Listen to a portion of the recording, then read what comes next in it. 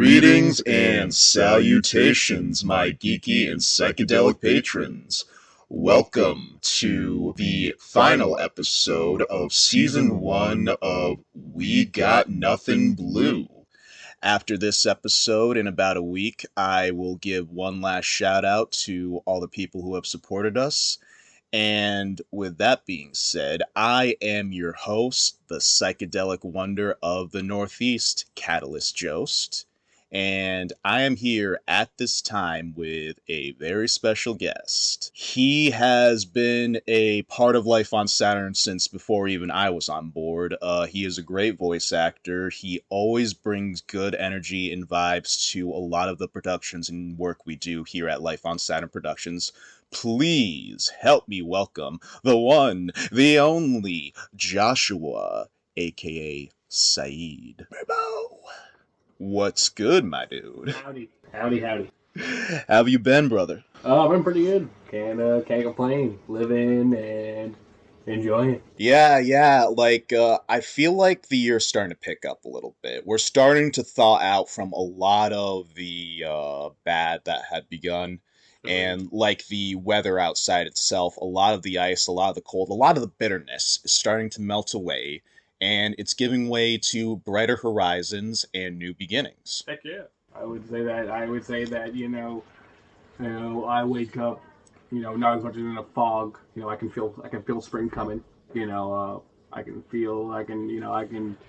definitely feel that I'm starting to get used to, the adult life more, and that, it's becoming easier to do things even though stuff's still hard.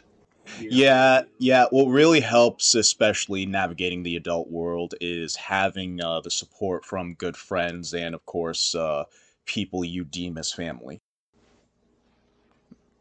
Yeah, definitely without the support of, my good friends and family and my girlfriend, I wouldn't be able to do it, without any of them.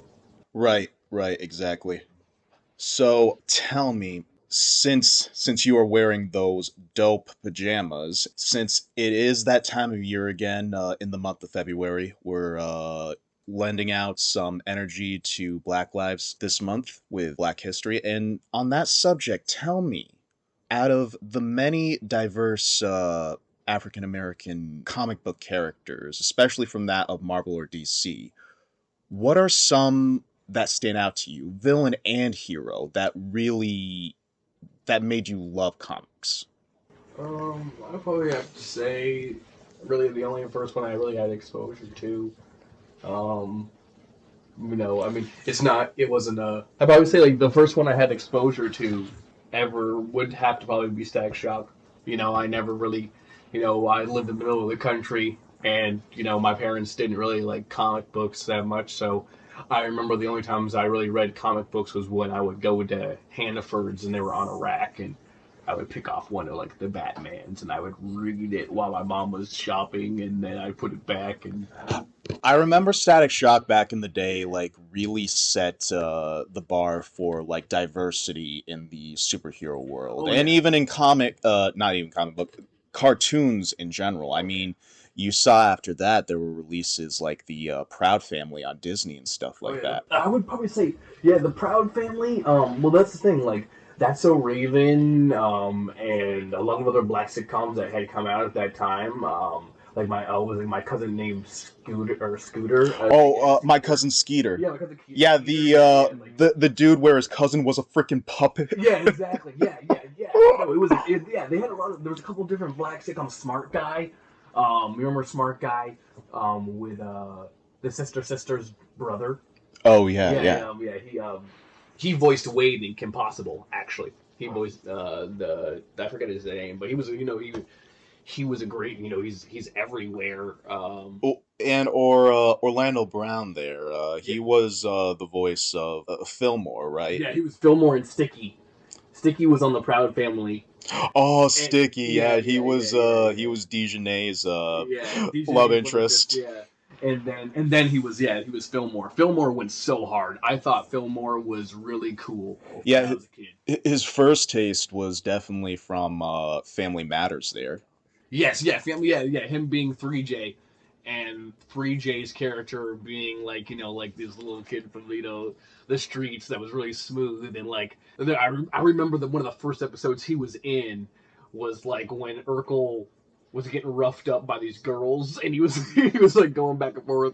Wrangling back to the subject of comic books, too, what was it? One of my first comic book movies, and also one of the first African American superhero or hero type comic book characters I saw was Blade. Yes. And learning the intricate story about his upbringing Savage.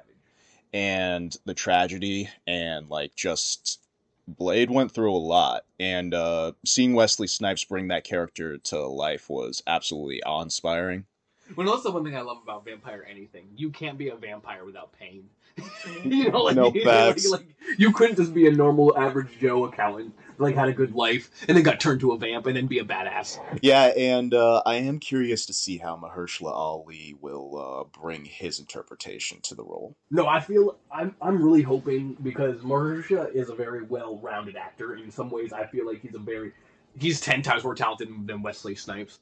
You definitely don't get 2 Oscars for doing shit work. Yeah, exactly. And now that we're getting an Oscar-worthy performer on this character, I feel like we will actually get to see that pain that you like so much, probably even in a more intense way, or in a way that we didn't get to see it before. And I think also this actor, the writer, the writer did the Watchmen, the new Watchmen series, and Oh, Watchmen was freaking nuts. The Watchmen miniseries on HBO Max. Yeah.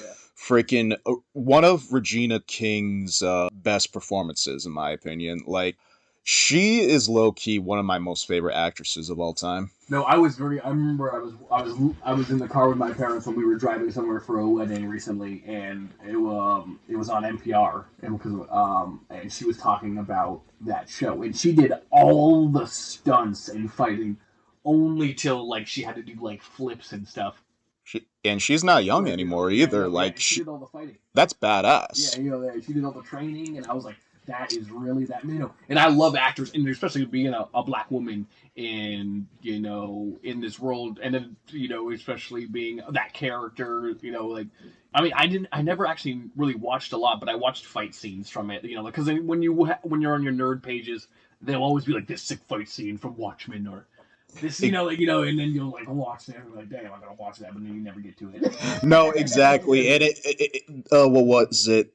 Watchmen, the miniseries there, told a very poignant tale that about a year later still held great resonance, because about a year later 2020 happened, and that's when BLM really like blew up with their message. Yeah, no, exactly. I probably have to say though, probably the one that I like over time now that I've really loved the most is Ben Miles Morales.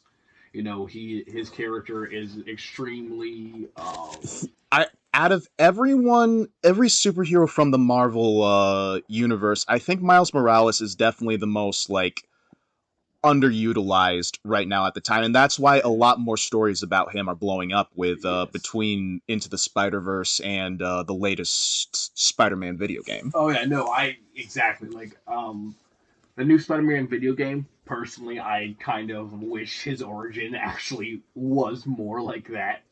I read his comics when he was like when he was like 13, like a 7th grader, and I thought it was cool.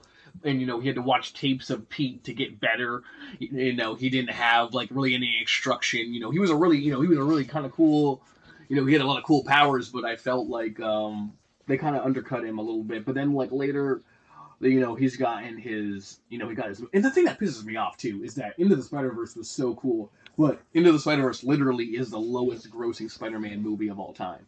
Right. It makes no sense to me, because I understand it not being live, but this is always what I felt. This has always been my opinion on cartoons, is that personally, cartoons will always capture a comic book character more realistically, even though the character's not real. It's just because their powers are harder to capture in a real life place, where like you can make a dude you can make Spider-Man do that triple axle backflip in animation, and it feels right. Right. You know what I mean? It doesn't feel like CGI porn. It doesn't look like it doesn't look like Tom Holland's face kind of animated doing something that we know he's not doing. Right. It's... And over on the DC end, raising a fist in the air, we got people like Lucius Fox. We got my boy Cyborg, and to that same end on the Teen Titans spectrum, we got Bumblebee. I love her character in the original Teen Titans. Signal's one of Batman's newest sidekicks. I read this article that said that Tim Fox's Batman is tougher than Bruce Wayne. Some people were angry about that, and it's like, bro, who knows, man? And I love it. The way that they look, everyone that's been Batman has brought their own aspect to Batman. When Dick was Batman, he was the only other person other than Batman to be able to really completely master his interrogation, to be able to get people to crack and have the same fear factor as Bats. Other people have not been able to really replicate that. And I think that, and that's the one thing I've loved. I love that we're getting Black. And right now, Jeffrey Wright is going to be Black Commissioner Gordon. Yes, that's going to be interesting to see in when the Batman comes out. Because if Barbara's going to be Black, that's going to be cool. You know what I mean? If Barbara will be mixed. Going back to Spider-Man there, it was interesting to see Zendaya there take the role of MJ. A lot of people don't fuck with her, and I can see why. But the thing about it is, she has a special style all on her own. Arguably, they underused her, I feel like, in my opinion. They should have done... The one thing that I loved about the Garfields were that Andrew Garfield and Emma Stone, their relationship felt like this kind of this equalness. They fed off each other. They were goofy. They were cute. They had this thing going, and that was really, it kind of had that cheesy love to it that was missing from the lack of chemistry between Kirsten Dunst and Tobey Maguire. Exactly, because that one was a really one-sided relationship. It wasn't really till she really realized that he was Spider-Man, till she ran out her wedding. She didn't even make the decision before the wedding. She had to run out. And then it was don't open the caviar. All due respect to Mary Jane Watson, Kirsten Dunst made her look like a thought in the Sam Raimi franchise. She made it Mary Jane a really hateable character. Because I remember the Mary Jane in one of the cartoons I used to watch, she Eddie Brock goes on a date with her to try to get to Pete. And she realizes that, and even though she's not even into Pete, she flips out on Brock for doing that. She's like, I'm not going to be your instrument of revenge. That's why, I feel it's so, I felt like Kristen Dunst, however they wrote her, they really made her, a really, angry Mary Jane. Right. Her Mary Jane was, could not any sort of criticism. And she was ugly, let's not forget. I know, yeah. Mary Jane's supposed to be a supermodel here. Guest appearance by Kieran Burrito. She was ugly as fuck. She's not Mary Jane material. She's not Mary Jane material. But also, going up the Marvel chain there, how about we talk about what just happened on WandaVision there? Yeah, no, that shit was crazy. That shit was really sick. I fucked with it. So, I'm definitely getting the feeling that Monica is being set up to be Brie Larson's replacement for Captain Marvel there. Yeah. I think, and she's definitely going to be a better one in my opinion. Brie Larson, she literally, everything I've researched about her, nobody likes her on the cast of the Avengers. I know, that was crazy to see. Nobody does. I was watching her sit next to Don Cheadle, and she was trying to joke with him, going and he was like, yo, don't touch me. He literally said that to her, and she got all, and I'm like, and then Chris Hemsworth was actually trying to joke with her and be nice, and he said something she was like, yeah, I do my own stunts. She's like, yeah, you do your own stunts like Tom Cruise, and she's like, no, Brie Larson. She just got all mad at him, and he was like, I was just trying to be cool. Chris was actually trying to be, happy-go-lucky with the apparently shot him down. Apparently she's something else behind the camera there. But But referring back to Monica there, like, she... God, okay, so spoiler alerts for the latest WandaVision episode 7 to be exact. Heck yeah. So basically, Monica Rambeau there has arrived with what's the detective's last name? Jimmy. Jimmy Later. The agent there, the Jimmy Lee. Jimmy Lee, yes. Yeah. So they arrive with a group to where the Hex is at now, and after a brief experiment with a vehicle made by Sword there, Monica realized she could actually pass through the Hex and possibly get within the like dome-like environment there. And in the process, she has mutated to a point where she does have superhuman abilities. It's sick now because I loved it. I love when she walked in the house and she's like Wanda. She's like no, and like I'm loving like the dynamic and seeing Wanda so pissed off is definitely different. Like she is definitely grown from the teenager that like Hawkeye was like when you walk out that door. You're an Avenger. Right, like, right. Like that like entire scene like with Monica there, Jesus. She's a badass. She is a badass. Like, was her interpretation of Captain Marvel in the Young Avengers storyline at all? Like, I forget that comic book. Oh, I have no clue. I think the only thing that I know about her character is that about her name is Spectrum, and like that's what they're probably going to be.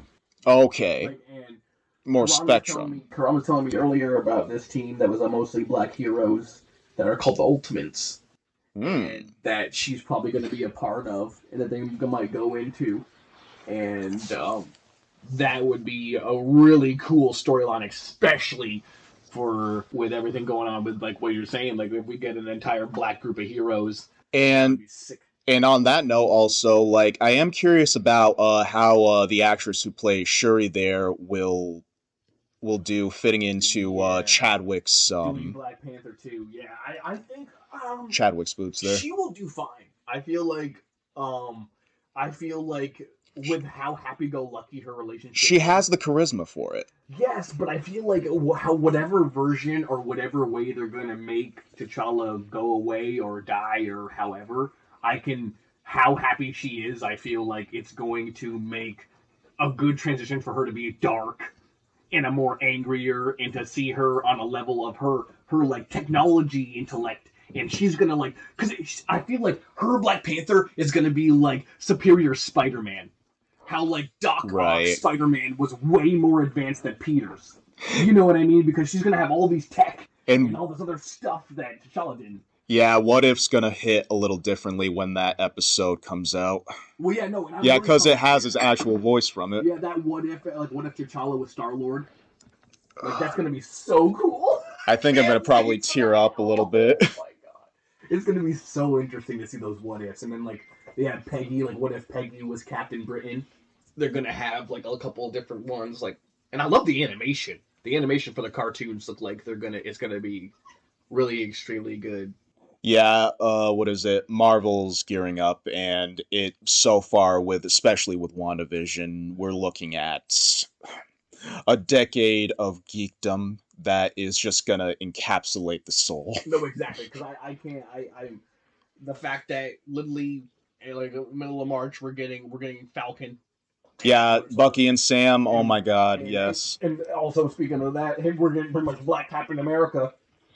You know, like he's gonna be. I think they're gonna do that storyline where he becomes Captain America. So like that's gonna be sick. You know, and because they showed him in the trailer throwing the shield, and I'm like, hell yeah! So like, I wonder, you know, that's gonna be also freaking awesome. And then we're getting Baron Zemo done more to the comics. And as we go forward, especially with how ever WandaVision's gonna end, they've kicked in the door for the multiverse. Oh yeah. So shit is gonna get weird, and I love it. We're gonna get a lot of, and I feel like it's gonna be, and then also Armor Wars. Don Cheadle is gonna be in Armor Wars, and Dom was telling me that the Armor Wars comics were about that like all around the world, every superhero has their own version of an Iron Man suit.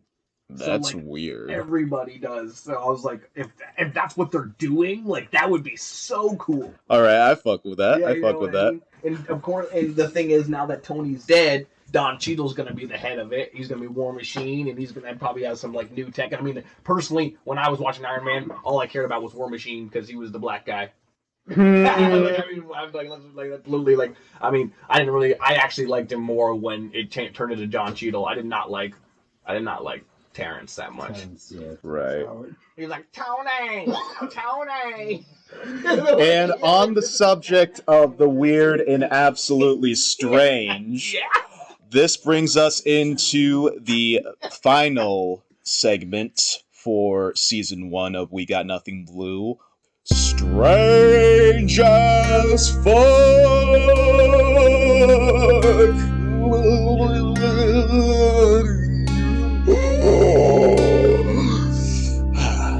So, as always, and strange as fuck, we always reminisce about the paranormal, the supernatural, and the weird, but still reality-based. Almost stranger than fiction itself.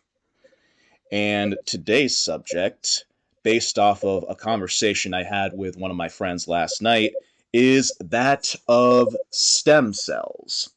So, this particular excerpt comes from an article from Mayo, M-A-Y-O, clinic.org. And what are stem cells?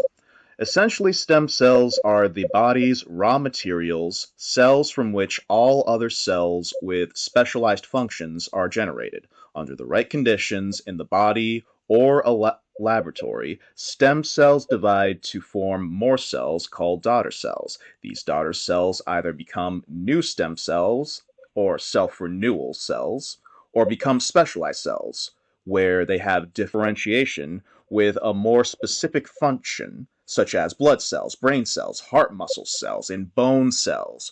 No other cell in the body has the natural ability to generate these new kind of cells. And a lot of stem cells, one of the main ways to obtain a sample of stem cells is through unused embryos. Embryonic stem cells in particular are called blastocyst cells and are called a blastocyst and has about 150 cells. There will be things that will be edited out later. But so essentially, stem cells are a new medical procedure in which there are certain parts of the anatomy of an unused embryo that are used to treat things like bone or flesh wounds, damaged organs, and so on and so forth. These cells like kind of replicate different functions of other cells, almost cloning them in a sense. Okay, that's cool. Yes, yes. So, looking at this from a realistic standpoint, you can use these particular cells to pretty much do anything, like cure diseases. Like, they can use the embryo of these cells, or like where the cells come from, to see how different diseases react to a human. And they can also, like I said before, make it so that you can live longer. They're trying to use it to cure stuff like, dementia. The possibilities are absolutely endless. Yeah, you can do whatever you wanted if you figured out the application for it. Exactly. Where a lot of people get tight about that kind of stuff is it requires an unused or a dead embryo, pretty much, in order to extract those exact cells. Yeah, no, that's the thing that's, everybody, everyone feels a certain way about, babies and, or, things that used to be babies or, whatever you think it is. Exactly. Exactly. It's like, a lot of people from spiritual standpoints, if something should happen to the embryo before it is fully fully develops or actually lives, would prefer it being like buried or funeral services taking place based off their religion because it comes from a spiritual standpoint. I get that. There's morality in that. But to that point also, like with these stem cells, you could absolutely, this is the next step in evolution if proper research is done even further.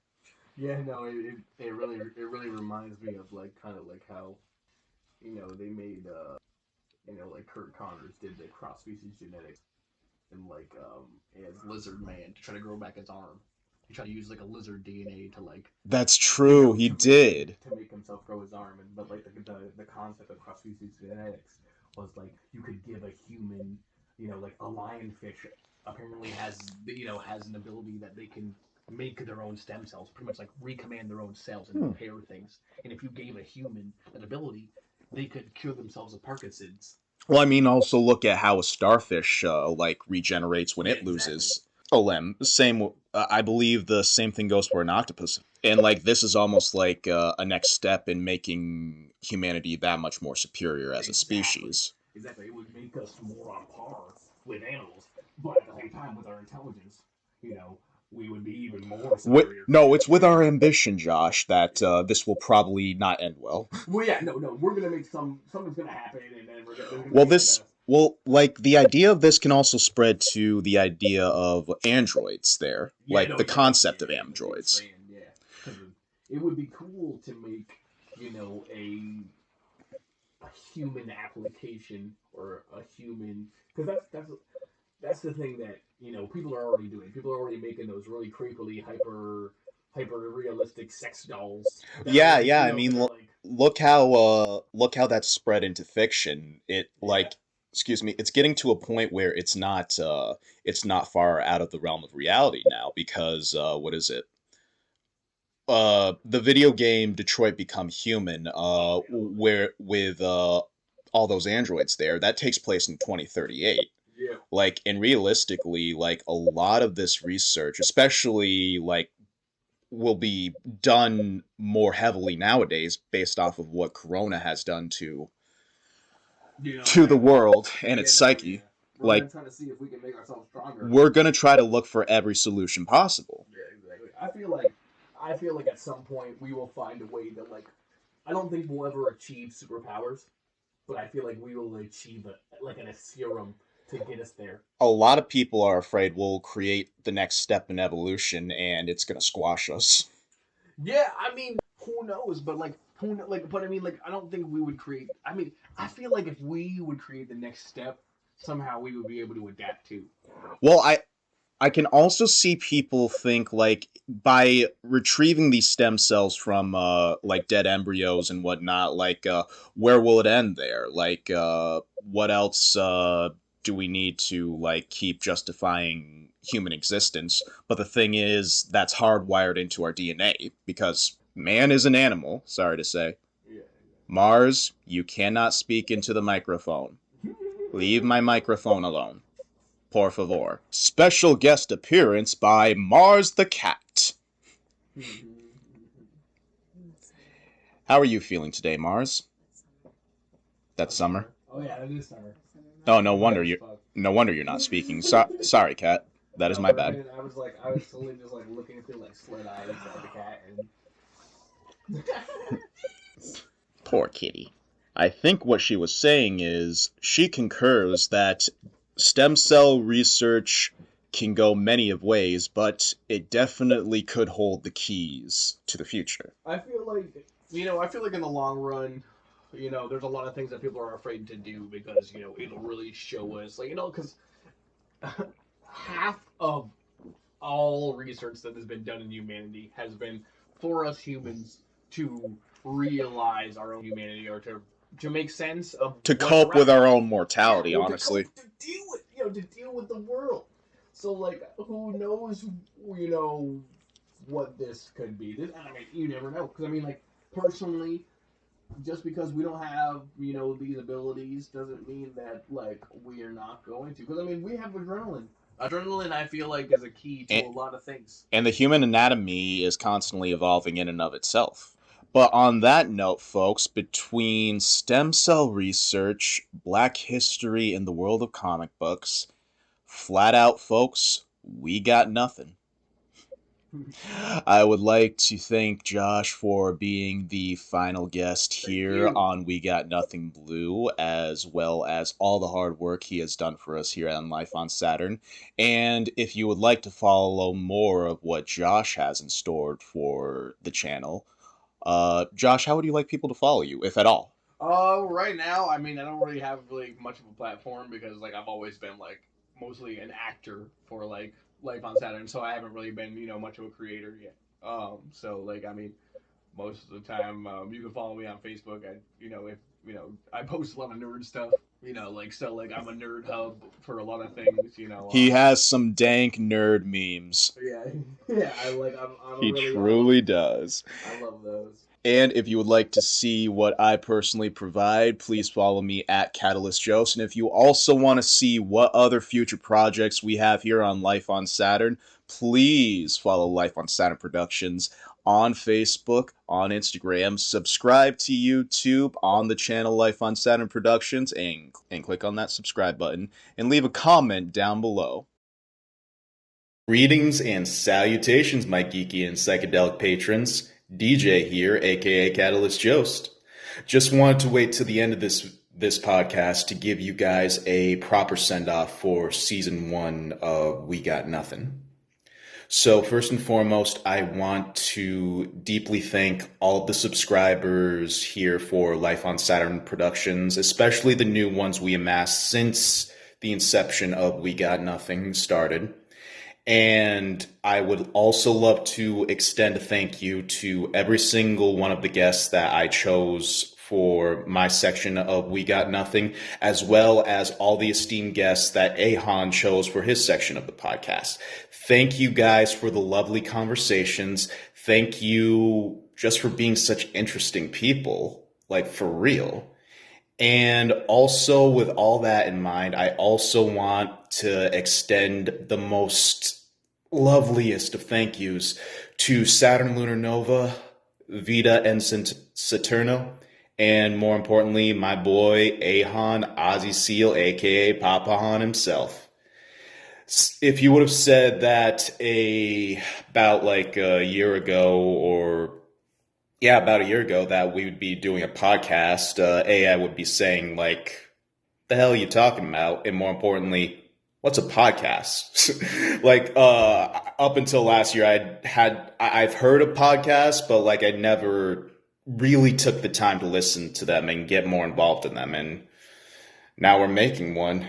And with that being said, also, in between Season 1 and Season 2 of We Got Nothing, we're also on Life on Saturn going to be working on some personal projects that include the likes of voice acting, stop motion animation, and, well, I would say more, but any further explanation would be kind of spoiling the plot for what LOS has in store for 2021. We wouldn't want that. What I will say, though, is that especially when it comes to the warmer months this year, for fans of Kablam, Robot Chicken, The Eric Andre Show, and Space Ghost Coast to Coast, be on the lookout on our channel. Keep your ears open. And with all that in mind, thank you once again, the audience, for giving life to this podcast. We have nice voices, we have nice guests, and we really have fun with it. But in the end, what's the point of making something if no one's around to appreciate it? And you guys really do appreciate it, and we really thank you. And we can't wait to see what 2021 has in store. And with all that being said, folks, wherever you're at, whatever's happening to you right now, please keep your vibes dope, keep your zen flowing, and as always, peace. Hey, I'm Saturn Lunar Nova. Be sure to follow Life on Saturn Productions on Twitter, YouTube, Instagram, and Facebook to see our short films and music videos. Peace.